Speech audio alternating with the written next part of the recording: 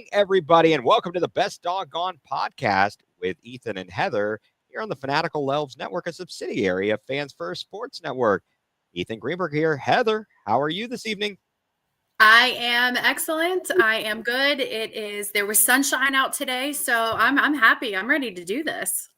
Well, I like that. I'm ready to do that too. And tonight, what is it? It's Wednesday, February 26th. You know what's around the corner, Heather? What's right around the corner?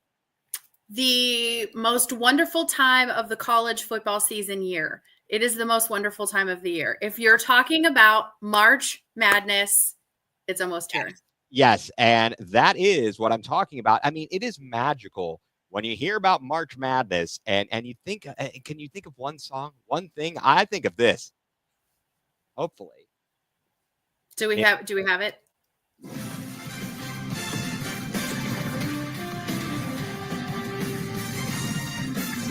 Gives you the feels, doesn't it? It does. It does. Is March Madness like your favorite? For me, it's one of my favorite sporting moments or events of the year. What about you? Where does it rank? Oh, it ranks way up there. I think the thing with March Madness is that it gets you, now you're just watching college basketball and you're watching these teams that no one has ever heard of. And you're praying for the upset. Like you're all excited. Let's get that 16 seed beating the 1 seed. And we've seen that in the last couple of years. I love it. I love it. It was great. I used to, take off those first 2 days of the men's basketball tournament. I would take off work just so I could sit in the bar and watch the games. There might have been 1 year that I was doing a lot of Jaeger bombs. It was not pretty, but we had a good time. I had a good time. So March Madness is around the corner, and there you go. Yeah, it's nearly time for the 6 streams at once. I know, like I had my 3 TVs, and that's the benefit of working at home. I swear I'm working, but I may or may not purposely not schedule any meetings for Thursday afternoon when it starts. I'm right there with you. I also thankfully work from home, and I don't know. I guess I don't have any buddies around here to go watch the games with anymore. So it's kind of turned into one of these sad things where I'm like, what's the point? I guess I'm going to have to make a trip down there to see you then. We'll go. We'll tear it up. I need some basketball watching buddies. I met some last year. I did, in fact, decide to take one of the days off. And I went and I watched, basketball, Buffalo Wild Wings, met some like Cleveland person there so it's always a good time, But, when you approach March Madness, I think I figured out why they call it March Madness. Right. I started to look into it and said to myself, how do they figure out how to put these teams into the bracket? Yeah. It's madness. How do they get to the madness? It is a crazy concoction, Heather. Mm-hmm. It is a crazy concoction of numbers. They now use this thing called net rankings, and they're talking about their wins. Do you have a quad 1 win, a quad 2 win? Do you have a loss? Yes. I have no idea. Yes. So for everyone watching, if you guys are just as and here's the thing, the people who are really, really into this and who look at this every year, they're like, oh, you guys don't know? No, we don't, because the average fan fills out our brackets on a wing and a prayer, and we have no idea how these teams even made it in. We don't even know who some of these teams are. So no, we don't know. We have no idea. So never fear. Ethan and I are going to explain this our way. Yeah, I don't know. But is our way the right way? I doubt it. But you know what? Like I've always said, we do a podcast, so we know what we're talking about. I might have stayed at a Holiday Inn Express, not last night, but at least one time I did stay at Holiday Inn Express. So that does mean I know what I'm talking about, obviously. Absolutely. No, absolutely. It is just crazy. And now the field, which was always talked about, the field of 64, then in 2011, actually before 2011, they started doing one play-in game. It was 65 to get to 64. Yeah. Now you have since 2011, you've got that first 4, and you're like, How do they even come up with this? I mean, it's well, and now they call that the first round. So technically that's the first round. So to see who's even going to make the tournament per se is the first round. So how does any of that work? I mean, all right. So the first thing you have to understand, so we see the rankings come out, right? And we're looking at, and this even makes what our discussion was for college football, the college football playoffs. It kind of brings to light the question of the teams that are on the bubble and who might get in, who might not get in. It's, obviously there's a lot more teams in this, but so you got 68 teams. You end up with, let's see here, I believe you have 31 automatic qualifiers. I have lost my notes here. And I think it's 31. Yeah. 31 automatic qualifiers, 37 at large teams. Well, they then have to go through this crazy process to give them their true seed. Right. And I'm like, what? True seed? I thought I planted that. What are we talking about over here? Right. What are we planting here? Because the 31 is guaranteed, but they're not guaranteed. They're number 1, they're number 2, they're number 3, they're number 4 seed. And again, for those of you who watched, the college football playoffs and are new to, March Madness or new to learning about it, rankings don't necessarily matter then when it comes time to seed them. So rankings are out the window and it's all about the seeding in the tournament. You could be a number 6 team, but a number 2 seed. Right. Exactly. Great point. I mean, and then also there is no limit on the number of, once you get past the automatic bids, you could end up with like 10 teams from the SEC and 2 teams from the Big Ten. And it doesn't matter. There's no rule on that. And it's absolutely kind of helter-skelter and crazy. And the madness starts before you even get to that because you have to think about the conference tournaments. And that's where the madness begins. That is where the madness begins. And this is where, so again, unlike football, the conference championships actually matter in this instance. Right. Not that it doesn't in football, because it does, but conference champion, because you could be, let's just use Ohio State as an example, because Mike brought up Ohio State being a mess. Oh, they're terrible. Yeah, but let's just say some miracle happens because weird things happen in basketball. So let's just say some miracle happens and Ohio State runs the table. So you have this team who is arguably in the first 4 out for the tournament. They could run the table, or they could make a really deep run and make it into the final in the Big Ten tournament. And then all of a sudden now it's like, okay, what do you do? What do you do with this dumpster fire of a team? Like, where do you seed them? Do you put them in? That's where the quad 1 wins come into play. And it's a mess. And no, it is. And again, I'm telling you, the madness. I started looking at this because I had never really thought about it that deeply and thought, let me look into this and try and figure this out. I will defer to the experts like Joe Lunardi over at ESPN. I met a great person, been talking to a fella named Jason at JBR. If you follow him on Twitter, speaking of following on Twitter, make sure you follow us on Twitter. You can follow Heather at Love Buckeyes. You can also follow you can follow the podcast at TBDGPITL, the best Dawg Gone Podcast in Atlanta. You can follow me at egreen4325.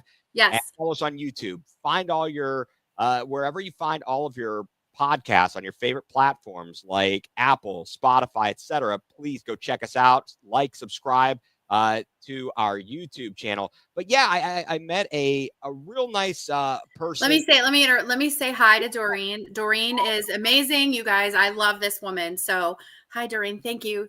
Love you. Yes. Thank you for tuning in. Yes. Jason at JBR Bracketology is just a great resource. He's got a lot of excellent information there. He obviously is scouting these teams and going to games. I believe he said he's actually at the Maryland game tonight. I believe it's Maryland and Michigan State, who are both ranked, incidentally. And that's. Exactly. And Michigan State is at the top of the Big Ten. So, yeah, there are people out there. And I started researching all of this. And again, my head started spinning. No, mine did too. Mine did too. Because there's so much that goes into it that you don't even realize. It's not magic, people. No, and you have to go through, and it's a whole process of this ballot. You have to check off teams, and then if they don't have enough checks or X's, then they're like out. But if they do, then they're in this pile or that pile. It's wacky. And I mean, I couldn't imagine people complain and they feel like, oh, we got left out. Well, I mean, there's so much information that goes into it. I don't know what to tell you at this juncture. Do better. That's and I think that's where I'm at too. That's exactly where I'm at too, because it goes, you can, any tournament that you have in college that has more than 2 teams in it, right? It's not just 1 and 2. So any of these tournaments that, I mean, we're talking softball, we're talking baseball, we're talking soccer, where you have these fields where you have to run the gauntlet. There's always going to be teams that are left out. There are always going to be teams. And even with 64, you're always going, because they have the first 4 out. So if Ohio State doesn't make the tournament this year, I'm not going to be over here yapping or whining. I'm going to say they should have handled their business against teams that they should have handled their business against.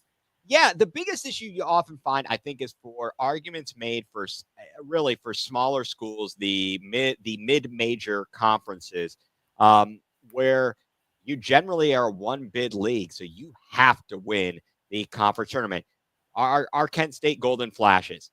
The last time they were, there was a 2. I believe, if I remember correctly, the last time the MAC was a 2-bid league was the first year that Kent State went to the tournament, and they defeated Wally Zerbiak. Wally Zerbiak. And the Miami Redhawks. Yeah, I forgot about old Wally. Wally's World. Yeah. And you know, because they were ranked, they had beaten ranked opponents during the year. So Miami was in the top 25. So losing in the conference championship did not eliminate them. But that knocked somebody else out, because if Kent State had not won the conference tournament, they'd be out. Right now, the University of Akron, they are leading the Mid-American Conference. Their net ranking is 97. They're not in that top 68 of the true seeds. And so even them on the outside looking in, they're going to bump somebody.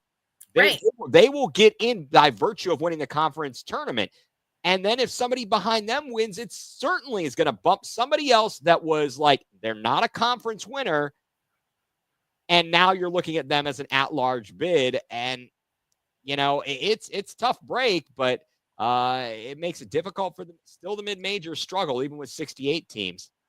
Well, and that's the thing too. That's you get into, I think the awesome thing about college basketball is that you have more teams out of conferences that aren't the power conferences that are making some noise. But arguably, you still if you look at the top, you still have the SEC and the Big Ten. And the Big Ten is finally making a little bit of a comeback again. They've been pretty lean the last few years, but the SEC is pretty big. But you have those smaller conferences like the MAC who can go in and they can make some noise. So that's where this is fun, because it's not just these power conferences. You're never, ever, ever going to see a MAC school in a playoff for football. You're never going to see that. You're really outside of the SEC and the Big Ten. I think in the next upcoming years, you're not really going to see a lot of teams making a lot of noise outside of those two. And maybe Notre Dame, who doesn't have a home. Yeah, exactly. But I mean, right now, just to give you folks an idea, if you follow Joe Lunardi over at ESPN, currently based upon who he has, and this was as of Wednesday, sometime earlier today, he had 13 bids for the SEC, 10 for the Big Ten. And just think about how large those conferences are now. 8 for the Big 12, 4 apiece for the Big East and the ACC, 3 for the Mountain West, and 2 for the West Coast Conference. I mean, there's a lot of other conferences. There's a lot of other conferences that are 1-bid conferences. I mean, well, right. You're talking about half of the field, almost half of the field between the SEC, Big 10, and Big 12 in his projections. 31 of the 68 teams are out of those three conferences. I mean, they dominate. They have the bigger programs. But at the end of the day, though, once you get in, you never know what's going to happen. Who's going to be the next Loyola Chicago or University of Maryland, Baltimore County, UMBC with the upset? Yeah. Who's going to do it? Right. Because there always is an upset. There is always an upset. Now, we haven't seen the 1 versus 16 upsets as frequently. I think the last few years we've seen them more than we have like ever in the history. First ever was the University of Virginia, which was amazing. I was very You had to have been thrilled. Right. I was. I don't. Misery loves company, Heather. Yeah. And I'm in the company of the fine folks here who, I mean, we're in Richmond. So, I mean, in theory, you'd think, hey, look, you got VCU, downtown Richmond. You got the University of Richmond. But then the casual fan, yeah, a lot of people are University of Virginia in basketball. And you have a lot of Virginia. I mean, you got a lot of alum and then casuals and then Virginia Tech as well. It's way different than it is in Ohio, to be quite honest, because in Ohio, when it comes to the major sports, for football, there's one school and one school only that is Ohio State. Right. And as nice as, it has been, and we've seen the success of, making at least a little bit of noise. Kent State in basketball, Ohio University in basketball. Yeah. Bobcats, yeah. At the end of the day, the major program that you count on to potentially make a run is Ohio State. The other ones, you're like, well, if they can get in, if they get in, maybe they can make a little noise. And you hope for that. But here they've got a couple of major schools, and then VCU has really become a player. That's exciting though too for college basketball, because like right now Ohio State's we're not good at all. We are not good at all. So it kind of makes it fun to watch the tournament too without a quote unquote dog in the fight.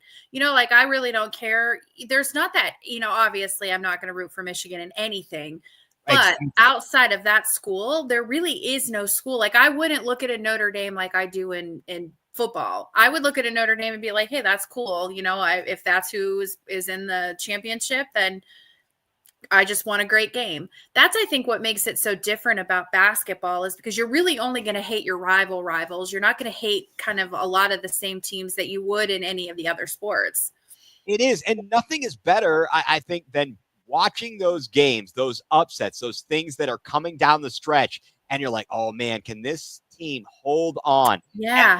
Right. It's kind of like as the pressure turns up a notch, if those major, the heavy favorites, the 1 seeds, the 2 seeds, whatever it is, the larger schools, if they start to get into a battle, are their butt cheeks going to clinch up?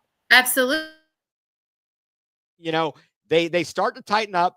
If the shots aren't falling, and then the clock starts working against them, the crowd starts turning against them, and you feel the energy. I'm sure they feel the energy in the arena.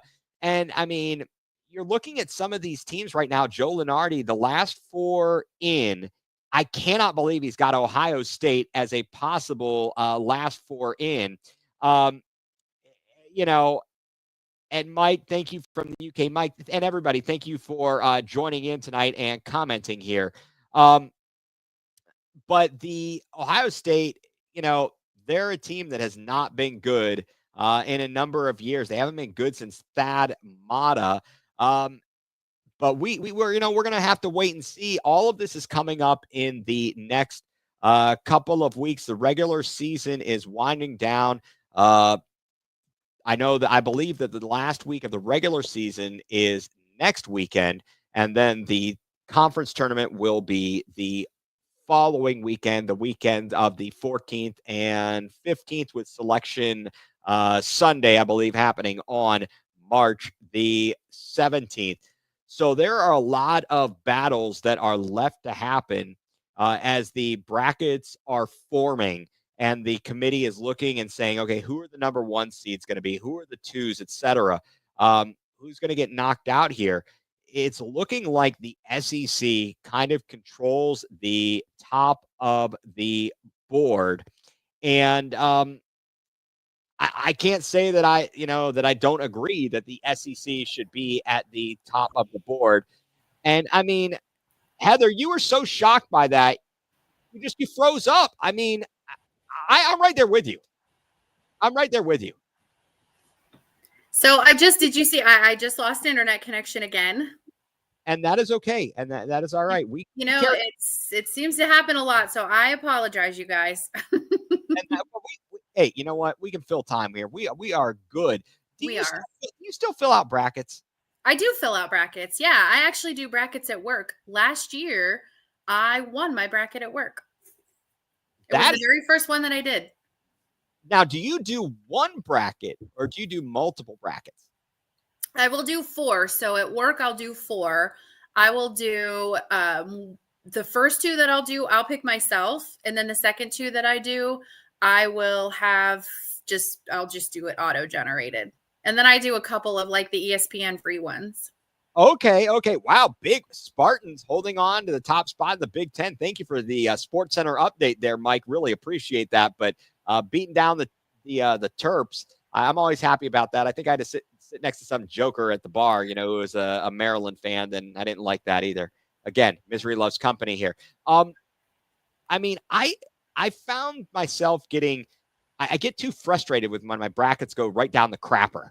Well, right. Mine have a tendency to do that the first day. Yeah. And I mean, and it's not like I used to do it. I've been doing them since I was probably in about middle school, just getting the newspaper. I know a newspaper. I'm old. But I used to do them with the newspaper too. Right, you fill them out and then you're crossing off and doing all this stuff. And it was back in the day, like you had one game on if you had, whatever the regional game was, and then they break into this or that. And you're like, oh, come on, show this other game. I want to watch. Right. We don't want to see this stupid game. We want to see this other game. Exactly. I don't know. It's such a magical time of year. It is absolutely a magical time of year. And the first 4, should that count as part of your NCAA tournament record?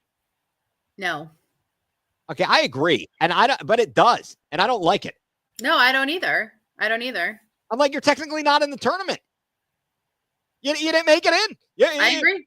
Yeah. The guys were sitting at home and they give you one last reprieve. They're like, here, we're going to file the last motion, get you clemency or something. And we're going to save you. We're going to save you before the electric chair. And it's, I don't know if you should count that. That should not count. I don't think it should count. I don't know. Maybe we're in the minority, but I don't think it should count.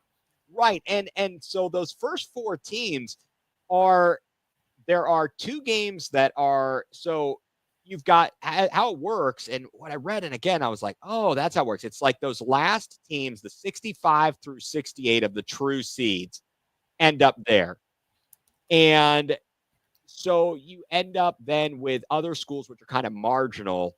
And it's a question of, okay, should this one get in or this one get in? Because we can't fit them both in. And you'll end up with 2 games that are for 16 seeds in 2 of the regions. And then I believe it's always like an 11 seed, or maybe one's an 11 and one's a 12. Yeah, it's the 11 and 12. Yeah, I think one's an 11, one's a 12. Yeah. Right. And the teams can have success from there, though. We saw the first year of it, VCU, and I was sitting right here to see it happen in front of me. All the people, VCU made that run to the Final Four. In fact, I think University of Richmond, I think they went to the 8. They may have gone to the Elite 8 that year. It was a crazy time down here. And then in 2021, UCLA reached the Final Four. So just because you get stuck in the first 4 doesn't mean you can't be successful. Those 16 seeds, it's going to be difficult. But, I guess it's pretty cool. Have you gone to Dayton for any of those games?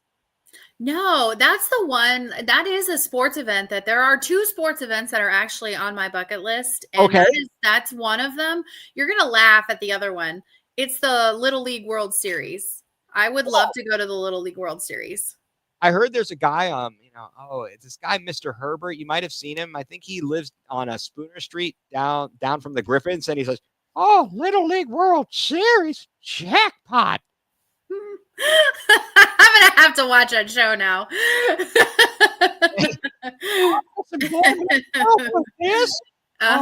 We'll take Chris. Exactly. Get your fat ass. Oh, I feel sorry for the people who don't get that reference. Well, I feel sorry that they don't get that reference because they should watch the show. It's a good show. You need to know Family Guy. Yes, it's a good show. I always bust out that when Stewie, where my money, man? Brian and Stewie, where my money, man? Where my money? I feel like you could talk about that with the brackets. You got money? Yeah. You got money with brackets? Guys, where's my money? Where's my money? No, I feel like that is. So that you've got a lot of stuff. And folks, I think that I know, I'm sure it may be overkill, but the bottom line is when you sit there, if your school gets left out of March Madness, just realize, man, the calculations that they go through and try to figure this all out. It takes a mad scientist to practically understand this and take into account all these different variables. Right, because there's still the human element of it, right? You have your automatic bids, and that's out of the equation. They're in the tournament. It doesn't matter what seed they are. They're in the tournament. That's what you want, especially when you're a number, you're kind of a no-name school. You're just excited to make it. But when you have those other 37 teams, there's so much that goes into the human. There's a human element of choosing these teams, and humans are always going to get things wrong. They're always going to get things wrong. But they do the best that they can. Yeah, the criteria as to even where to place teams. And they're like, okay, we don't want conference opponents. If we can, we want to avoid them. But we don't want them to meet until X round. Right. And you can't play in an arena you played in before. And it's wild. It is. It's really wild. And I think another factor that people don't love to talk about is that they are looking at matchups too, and who's going to draw the most viewers in. You don't want to, in the first round, you don't want to see two teams that have played each other repeatedly. You don't want to see two Big Ten teams against each other who have repeatedly played each other in the season. You want to see, your team play someone else. So you want to try to avoid those until the later rounds. And so they have to factor that into the equation too. Yeah, it's a very difficult job. And I got to imagine it's a thankless job. I'm sure that. Oh yeah. I'm sure they get, nasty emails and letters, but then again, and of course the people from the small conferences, they're ticked off that they didn't get another bid and so on and so forth. But it's tough. It is tough, but I am definitely looking forward to that.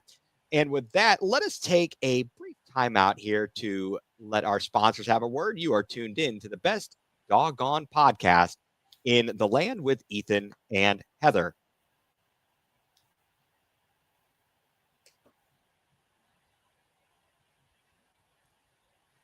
And welcome back, everybody, to the best Dawg Gone podcast in the land with Ethan and Heather. Here, we are part of the Fanatical Elves Network, a subsidiary of Fans First Sports. Thank you for tuning in with us tonight. We are talking March Madness as March is upon us. You know what the best first day of the tournament was for me ever? Like, look at the calendar. What could be better than for the first day, the first Thursday? St. Patrick's Day. I mean, how does it get any better than that? Like I am thankful that I live by the Cleveland Clinic, close enough to the Cleveland Clinic, close enough to, I'm like in the central of everything. I'm close enough to where the Ohio State, I'm close enough to, Cincinnati hospitals. I'm close enough to Cleveland hospitals. Like I'm right in the middle, you guys. So it's, if I need a liver transplant, I got, 3 different places I can go. Yeah. You're going to be wrecked afterwards. It's quite right. clear. No, man, that great time. This was like, man, had to have been wow. It was when my son Jacob was a little guy, but spent the entire day, St. Patrick's Day, watching basketball. We actually had a Quaker Steak and Lube down here. Oh, I sorely miss it. It went out of business. I'm not surprised, but no, I'm not either. I missed it. I love their wing. I don't know. All right. So what's your go-to food for March Madness? Do you have a go-to food? It depends on where I'm at, but honestly, like usually if I'm watching it at home, it's pizza. It's pizza Okay. without question. Always order pizza. If I go out, it's got to be a big, huge cheeseburger. Just a big cheeseburger. Because I need I need lots of absorption. Because if I'm going to sit there at the bar all day, I'm going to need fries and a cheeseburger to absorb as much of that alcohol as I can. Yeah, you get older, and it becomes more and more painful to have those hangovers. I'm not a fan. No. I I don't. need 3 to 5 business days to recover from a night out anymore. It's sad. It really is sad. The youth Yeah. is wasted on the young, right? It is. It is. So we've talked a little bit about the rankings, the seedings, and the process that goes into it. And they talk about these quad one wins. I'm not going to bore people with that. It's I don't know. What do you think? Is it? Yeah, like just as a super incredibly brief, a quad one win is a win against a team that's ranked 1 through 30 in the current net at home. So it's this crazy ranking that they do. So let's just say quad one is good. Yes, that's what you want. You want your quad one wins. Those are going to be very important, because if you ever do the blind resume, they look at these things and they talk about the quality wins, the quality losses, the quad one wins, and all this stuff. And I mean, kudos to them for coming up with that. I guess it's like, but it's like I feel like sometimes we're paying people for redundancy. Like it's okay. Like who thought of this? Do you work for the government? Because you're trying to make this very complicated. No, it's true. But I'll tell you what, when covering I was fortunate enough to work at the Daily Kent State, or at the student newspaper, as that season when Kent State made its first trip, when they beat Wally Zerbiak in the MAC final, the MAC championship, to go to the tournament. And Mike, my co-host on Going Nuclear, he was the men's basketball beat reporter, so he got to go to Boston to see the game at that crappy TD Garden. And but after that season, it was like, okay, well, we got 20 wins. We should be in, right? 20 wins is good, right? But then you're like, okay, where does the Ken Palm rating get you? Where does it? I'm like, what? What are we talking about here? Yeah, exactly. And I'm again, head spinning, steam shooting out the ears, and I don't know. You might as well try and explain, some kid's video game to me, and I know. I don't understand any of it either. I'm just here. So what is that? I'm just here so I don't get fined. Like that's. I just want to. Yes, that is perfect. I love that. So I don't know. What are your early indications as you've looked through the brackets, the betting odds? What are you seeing out there, Heather? And from what you're seeing, who are your favorites? So I talked earlier. Okay, you're always going to have it. Doesn't it seem like your favorites, the favorites are always up there? It's always going to be a Duke. Believe it or not, it's going to be a Houston. Houston's been in it a long time. Florida is always in there. But what surprised me when I looked at some of the top seeds and some of the favorites that were projected, it's pretty stacked with a lot of SEC teams up at the top here this year. So it's funny how the SEC's dominance switched from football, and now they're kind of sliding into that dominance in basketball. Now, will they win the whole thing? I don't know, because but I am liking, I'm liking Alabama. Alabama is looking really good. But another team that I'm liking this year is Tennessee. Tennessee is looking pretty dang good this year. And you don't need to be good consistently throughout the regular season. You just need to have your run in the postseason. And I think Tennessee is kind of built for that. So, yeah, I mean, they've got, rather impressive. They're 23-5 overall. Their 5 losses are all conference losses. They are.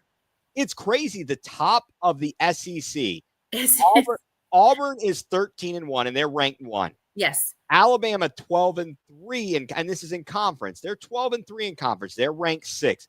Florida 11-4 in conference, and they're ranked 3. And I loathe you, Florida. You and Joakim Noah ruining Ohio State. You and Al Horford. Halford. Al Halford. Al Halford. Yeah. And Tennessee is ranked 5th. I'm surprised they're ranked that high. I'm down on Tennessee. I think it's just because of the quality of losses. So it does go back. They do have quality losses this year. Yeah, I mean, I just overall as a program and as a school and as a bunch of posers that get beat in the college football playoff and they act like tough guys and come out shirtless and then get stomped on. Well, Ohio State. I mean, yeah, like I agree with you on that one. I don't want them to win. I don't even know if I want to admit this, but Tennessee is one of my very favorite softball teams, like very favorite softball teams. Oh, okay. Well, I probably like them better than Oklahoma. I love Oklahoma as a softball team too. I like Oklahoma, UCLA, Tennessee, LSU. I choose my softball teams based on coaches. We do a whole show on it, on coaches. That's how I choose my softball teams. All right. Okay. That's fair enough. That is fair enough. It's interesting, the college softball, you can have that one dominant pitcher, and because of the motion to throw the softball, they can throw 150, 175 pitches. Right, and they can pitch over multiple games. Yes. Yeah. It's crazy. In fact, I just saw the other day, Randolph-Macon, I covered the women's basketball team. They have a very, very good softball pitcher, Gracie Ellis. She threw a perfect game. I mean, and it's not the first. She just, to open the season, she's throwing a perfect game. It's crazy. Yeah, and what's fun about college softball is how we really will do a show on this, guys, because college softball has actually exploded. It's on primetime now. The World Series is on primetime, ABC now, and it gets, and I'm not exaggerating, I'd have to look at the stats, but it gets like 10 times the viewership that baseball does. Like it's such a large number that it's not even close. It's not even close. So. Oh yeah, it was. I mean, and last year and especially the past couple of years, it's really, like you said, blown up, and there's been a lot more interest in it. I've found myself tuning into it just as the casual viewer to it. Yeah. I can't even watch college baseball. No. To be honest, I don't like it. I don't love it. It's definitely not my favorite. No, I mean, anyway, but I digress. We got off track here. I think Tennessee ruined a March Madness for Ohio State. They did in 2000, right before Jacob was born, or maybe in like 2009. I think we beat them in overtime one year when we lost to Florida in the finals, I think it was, and then they beat us. They ruined our run. First round or something like that. Yeah, they ruined our run. It was. I think it was the first round. I think that would have been Aaron Crafts. Right. Yeah. Yeah. I believe you are correct. And the Admiral. Did they have somebody on the Tennessee? His name was like Admiral, not the Admiral. No. No. And so I hate them for that. I just can't deal with that. Right. No. I think as a betting person, I think Auburn right now looks the most unbeatable. Absolutely. But again, is anybody really unbeatable in the tournament? Because we've seen so many insane things happen. Well, just think about it. Look, I mean, you always see insane things. Houston, I mean, they made the run. Not last year, the year before. Yeah. I mean, and the Aztecs, San Diego State. San Diego State did, yeah. I mean, you had some great runs, and now what's going to happen to UConn this year? Right now, I mean, they are not having, by their standards, a great season. According to my buddy Jason at JBR Bracketology, he's got them as an 8 seed, UConn right now. I mean, that's just middle of the pack. And it is. They're not, I don't think they're going to three-peat. No. I definitely don't. I definitely don't think that they are. And it's also interesting too, because you have these teams that you watch and you think, and then they're making these deep runs and you think, how did we sleep on them? But it's just because they found that magic. No, I don't think that they're going to three-peat. I was trying to think back on like some of the most surprising teams. And I remember during COVID when the whole tournament was canceled, Dayton, they had Obi Toppin. Well, they had Obi Toppin, and Dayton, I thought Dayton was going to be the one. Like they were going to be the smaller school. They were I mean, they were just flying through every team, and then all of a sudden COVID derails everything and everything is canceled. So this magic is, because they're never going to get that back. Maybe they will eventually one year, but they're never going to get that Obi Toppin kind of player on a smaller school like that, especially now with NIL. Yeah, exactly. It is going to be very difficult. And that is 154-2. So who are the two losers? We know is what University of Virginia was the first. Yeah.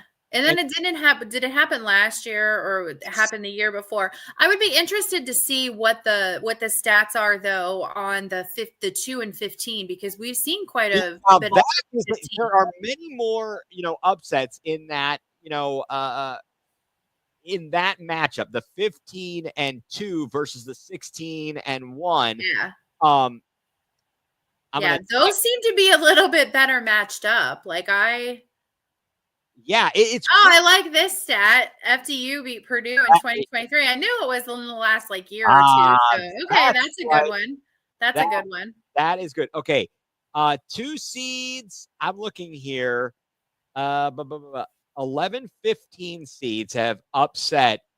So they are 11 and 144 all time. So that's actually a little bit of a better, for a 2 and 15, because obviously your 13, 14, 15 seeds are going to be some of those smaller conferences or teams that really shouldn't have been in. Well, right. But then look at this. But now take a look at this. And this is where the madness and the magic of March Madness is. All right. So first of all, we're just going to get over, rip the Band-Aid off. Oral Roberts beating Ohio State was a 15-2. Then and they didn't go any further. But Florida Gulf Coast, they advanced all the way to the Sweet 16, and that landed. The coach there ended up at USC. Right?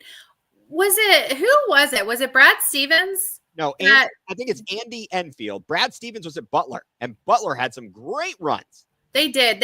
I was trying to think who was it that had it was just this magical run. Right. And yeah. It was, you saw schools, and that is just the beauty of it. It is. Butler, I think they crashed the party and were so close to winning. Yeah, I remember that. It's not that they weren't good, but they weren't supposed to be that good. No, absolutely not. But they got quality players, and they played as a team. And in fact, it was such great coaching that they were, Brad Stevens went on to the next level to the NBA, and now he's the GM for Boston. He is. And did you see, because they were talking about Brad Stevens becoming the, who was it? Was it for Indiana? The head coach for Indiana? Because I don't know. I wouldn't forget that. I'll stick as a GM in the NBA. Well, and that's what he said. He came out with a statement. He said, I'm not interested in it. I'm not taking that job. I'm staying put where I'm at. But Indiana was going after him. So, and I can understand why. You shoot your shot. Oh, absolutely. No, George Mason was another phenomenal run. Mm-hmm. Since I've been living here, and that was fantastic. And they George Mason, heck of a place to go watch a game. Actually, I didn't even realize that. I was talking to a buddy down here. I was like, hey, Kent State is playing George Mason. Let's go to the game. I didn't realize he had gone to George Mason, but we went there and they won. Kent State beat him. So that was awesome. I was pretty jacked about that. So I don't know if you're, as I'm looking at it, I don't know that I can take Tennessee seriously.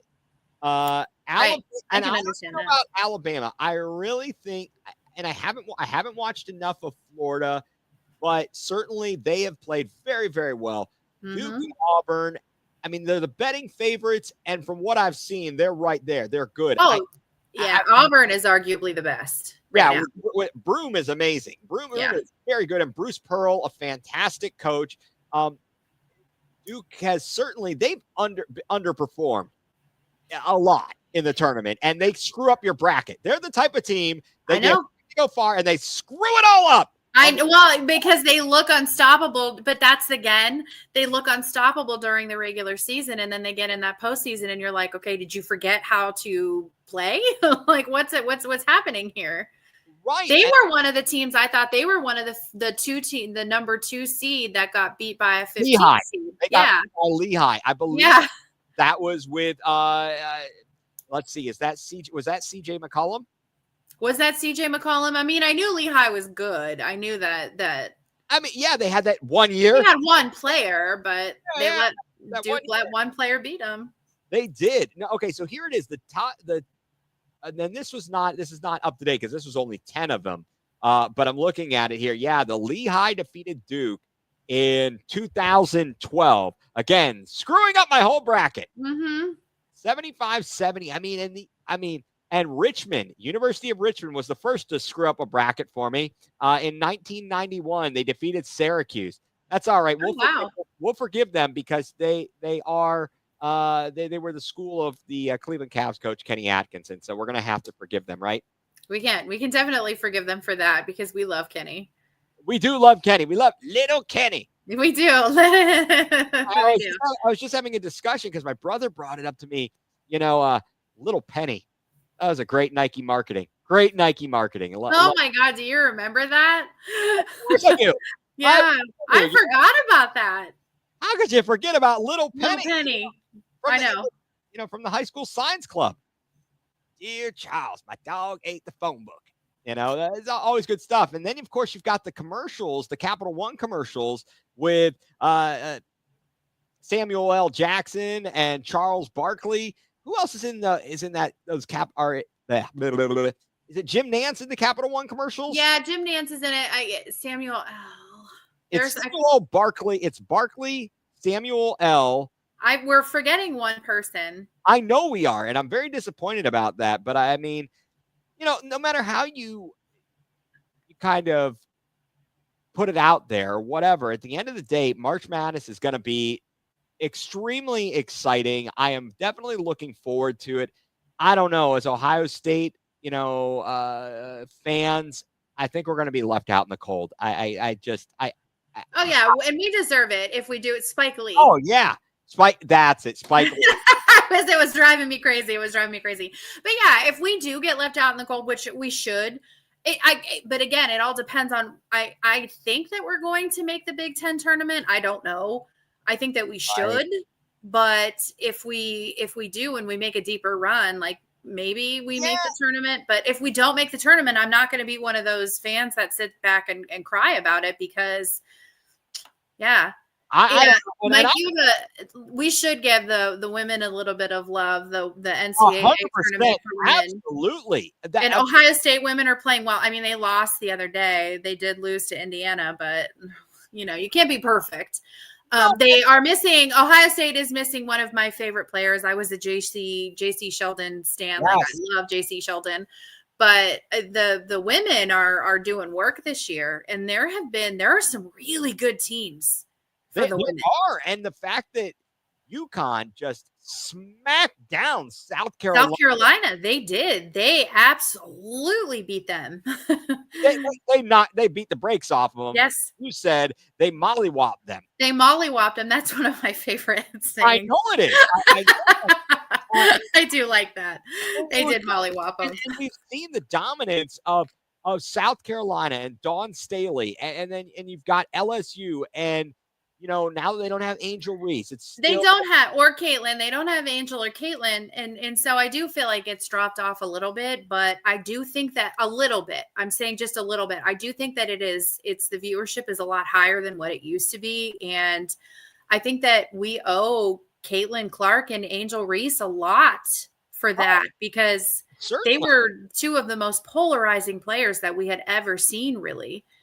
Yeah, it certainly. There have been so many great women's college basketball players throughout the years. Yeah. And now it's finally starting to get more recognition. I mean, I even remember, do you remember Katie Smith from Ohio State? Oh, absolutely. Yes. Amazing. And she ran into, I believe, Cheryl Swoops. If I remember correctly, I think that was the same time frame that they ran in Ohio State's women's basketball team, but they ran into Cheryl Swoops. And there's just been tremendous players, and that was a hot ticket last year in Cleveland in the Final Four. Oh my gosh. And to see the turnout that there was, like, it just gave you such a good it just gave you such a good feeling to see how many people showed out for the tournament. Definitely. So I think that there's going to be some really good stories.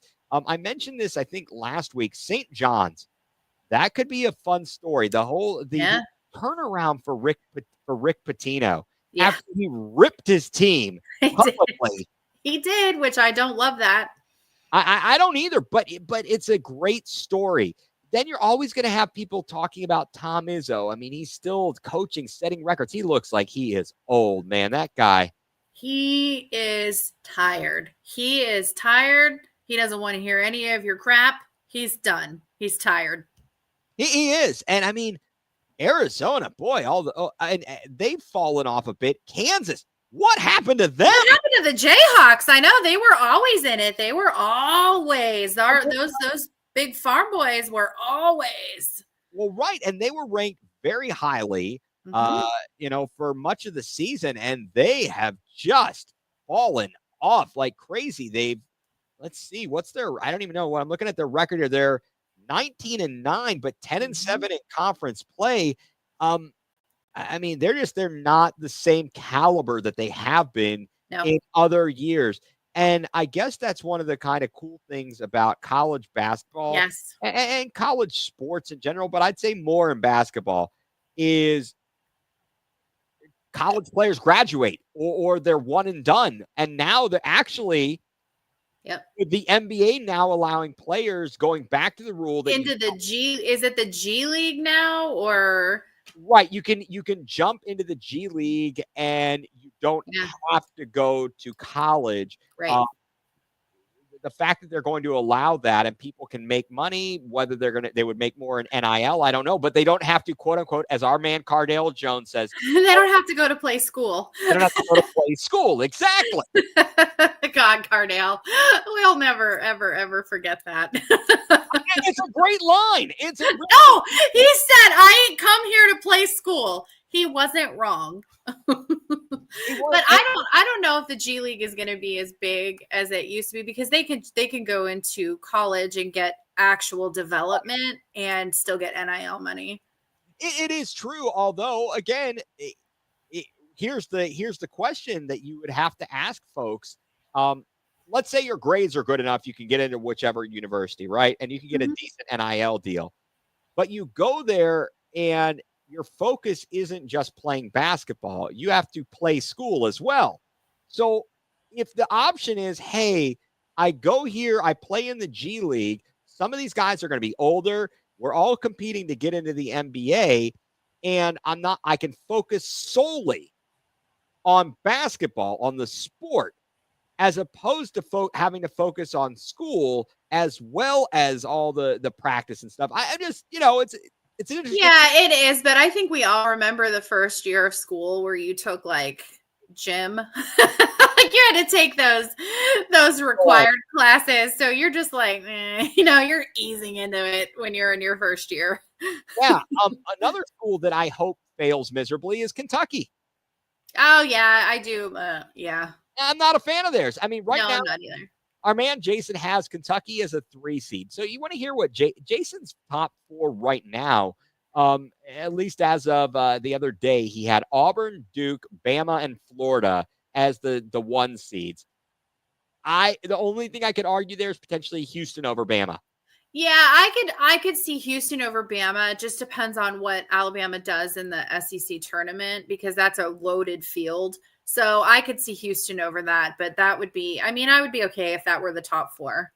Yeah, and then the 2 seeds, he has Houston, Tennessee, Michigan State, Iowa State. Michigan State, the only big, look at that. They're a 2 seed. So between the top 8 teams, Michigan State's the only that's the only Big Ten team out of those top 8. You're going to get a lot of Big Ten teams in this year, though. And this is exciting. Mike just let us know that the Celtics are losing to the Pistons of all teams. Thank you, JB.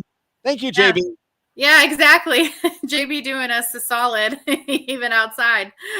It is. It definitely is. Yeah, you're gonna see a lot of Big Ten teams, but I don't see them as having any schools that are going to make any kind of a deep run. I don't. No. I mean, even at Michigan State at the top of the Big Ten, Yeah. I haven't been overly impressed with them. No, I haven't either. And that's what there's just been such a big drop off in the Big Ten the last like several years. And I know, wasn't it? It was Purdue that made it to the Right. finals, but they had Edie. They had some really good NBA caliber players. So I don't see any of the Big Ten schools that I think are going to challenge any of the top teams this year. I really don't. How many times has Purdue pooped the bed? Yeah, I know they have. They have a lot. Favorite. Yeah. I mean, Matt Painter has had a lot of success there. And you think about that coaching there. They go from Gene Cady, legendary coach, and Painter's been there now forever. I don't know if there was anybody in between, but it seems like they have not had to make many coaching changes. And of course, you've got Tom Izzo at Michigan State forever. Well, right. You have the consistency. You have that. Exactly. That Ohio State hasn't been able to find. And Michigan has had its moments where they've had, they've had some inconsistencies too with coaches. Yeah. They've certainly had some inconsistencies there. I'll never forget when those lousy boogers beat St. John's in the final. Who'd they have? Like Glenn Rice. I think Glenn Rice was on that team, and I was very angry. That sucked. Yeah, I just don't ever like seeing them win. I mean, I'm not gonna lie, I don't like seeing them. Yeah, and I don't know if I said St. John's. I meant to say Rutgers or Seton Hall. Seton Hall. That's it. The Pirates. Seton Hall. Okay. I am sorry. Now, I don't know. They are representing Ohio. We might be looking at Cleveland State and possibly Akron. I mean, I'm okay with that. I'd rather not see Akron. Exactly. I would definitely definitely rather not see them and their stupid zips. Yeah. But I don't know. I mean, kudos to Cleveland State. Hey, man, Mouse McFadden. They and Norris Cole. They had some upset. Oh yeah, I forgot about Norris Cole. That was a great upset. I was down at my in-laws watching the games. Heck of an upset down there. I think they were playing in Miami actually. And they made some noise. That was excellent. That was really good. So I don't know. A lot is the dust has to settle here. Yeah. I guess it's the bottom line, guys. And don't let the madness get you mad. No, get mad. It's okay. That's what sports are about. Get mad, then do a shot, and then you're not mad anymore. Okay. All right. Well, it's all good. It is. That's the magic elixir. See, Heather, now I understand why I was having such a bad time. Yes. I will tell you that year that I went to, watched all the games at B-Dubs, spent that whole day drinking Jaeger bombs, watching Kent State lose to UNLV, and that sucked. It was like the highest seed ever, and we crapped the bed. Exactly. That's what happens, though. That's what happens. That's why you watch the game at bars. Yeah, so I can be angry, and I'm yelling to the bartender, and another one. And thank goodness I had friends to get me home, and a loving wife at home who didn't mind that I was just a disaster. So, I guess that's one way of doing it, right? Memories. Memories. Exactly. Sports bring people together. They bring people together. They sure do. They sure do. Like I said, you meet some interesting people. You wear your school, and anywhere I go, I don't know if you find that too, because you're in that setting. But anytime I'm out, I'm representing, whether it's Cleveland or Ohio State or whatever it is. And it always can spark a conversation. Oh, that's exactly. Because I do have people ask me, oh, don't you own anything other than, yeah, I do own it, but I prefer to wear my gear. I'm representing the Guardians today, even though we're talking about, basketball. Just is what it is, It definitely is what it is. So I think that we're going to have a lot more to talk about in the next couple of weeks here. Let the madness begin. I know, and it's exciting because it goes all the way into April now. I think March Madness ends in April. Right. It does. It ends on that first Monday in April. And I loathe the fact, and I'll yell about this. It's on a Monday at like 8:30 or something like that. Who can stay up that late? I fell asleep I think I was ill that day for some reason. I had like a 24-hour bug, but like the year that Memphis was in the final, if you recall that, I can't remember when exactly that was, but I fell asleep. I missed the game. Yeah, like I get so aggravated because because Ohio State obviously won this year and it was on Monday, and I just made sure to tell my boss, I'm like, well, you've got two choices. I could take the whole day off, or we can cancel all of our meetings and everybody can just leave me alone, because if we lose, I'm going to be mad. And if we win, I'm not going to have any sleep.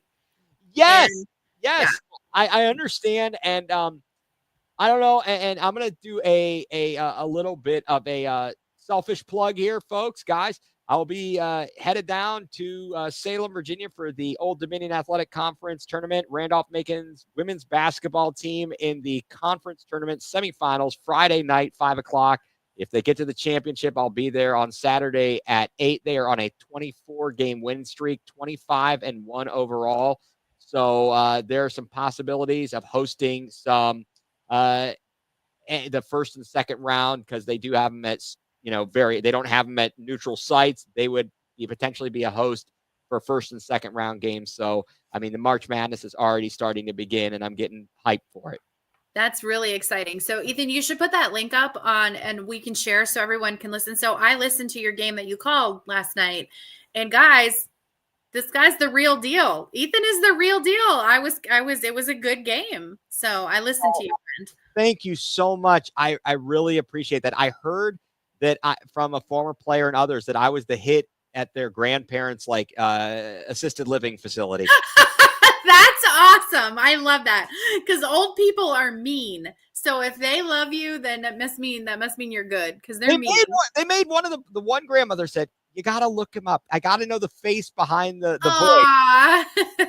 It meant the world. Wanted to know what you looked like. I heard that story for the first time yesterday, and it meant the world to me to know that there are those people. So, yeah. So I don't know, Heather, I think we've said it all. I think we have. Yeah. I think that we've said it all for the hour, because you guys, we have lots more to say about so many more things.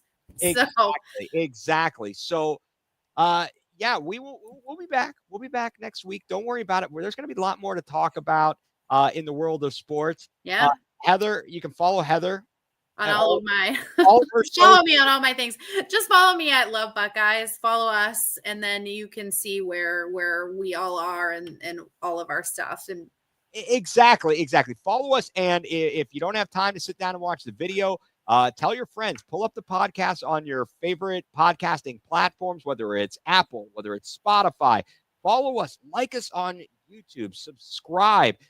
We are going to put out a lot of good content here, and we want you along for the ride. We had a great guest last week, Lance Riesland, writes for Cleveland.com, football, high school football coach, and he was able to really give us a great explanation. Mm-hmm. And I hopefully we'll have him back on to talk about the draft process, because that's going to be coming up. So please, follow us, like us on all of our social platforms, and stay tuned for some great programming.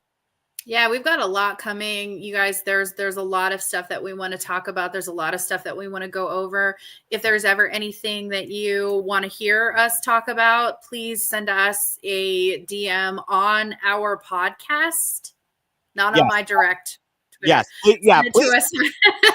Please don't, because I don't always read my DMs anymore. So send it to us follow us at TBD. GPITL. So exactly. Best Dawg Gone Podcast in the land. Be sure to send us our messages. And unfortunately, we are not a for-profit business. So paying guests $1,000 to come on our show is just a little bit out of the question. But if you'd like to come on and have a hell of a conversation, and so people can know about you and find out things that they didn't already know, tell your friends, hey, look, we're here. We want to talk to you. We want to get the inside story. So Heather, if you have nothing else, I don't think I have anything else. I do not have anything else. No Browns talk today. We wanted to keep it fun. So nope, I don't have anything else. We just, like Ethan said, thank you guys so much for tuning in, and we really appreciate the support. Absolutely. So for Heather, I'm Ethan. You have been tuned in to the best Dawg Gone podcast in the land on the Fanatical Elves Network, a subsidiary of Fans First Sports Network.